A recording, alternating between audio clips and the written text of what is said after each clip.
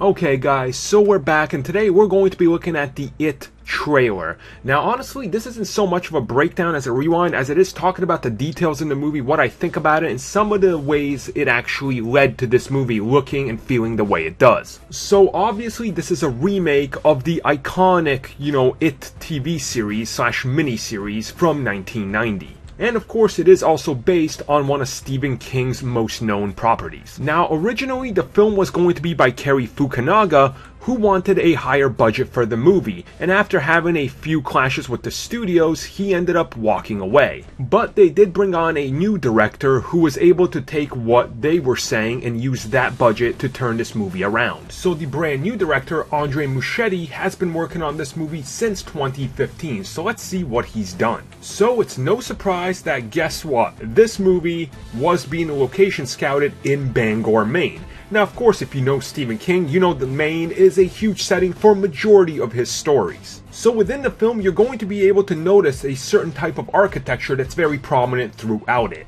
Now, due to the smaller budget, they really had to go out there and try to make this period piece movie very accurate to how it's portrayed. And they did just that, as this legitimately looks like the 1950s. Not only from what the kids are wearing, but to pretty much everything that's here. And of course, the reason they shot here was because a lot of this architecture and buildings actually did not change much since then. Now obviously none of this matters unless you got the cast spot on, and they did just that. A lot of people will probably recognize that the lead from Stranger Things, Finn Wolfhard, is actually part of the gang of kids that are going to be featured in this movie. Now another thing a lot of people were worried about was going to be, how does the movie come across? How do you sell something that's more like a psychological thriller instead of giant explosions everywhere in this time where literally every weekend is covered by a giant blockbuster? And as you watch the trailer, you probably notice that there seems to be a lot of tense scenes, whether it's the boat,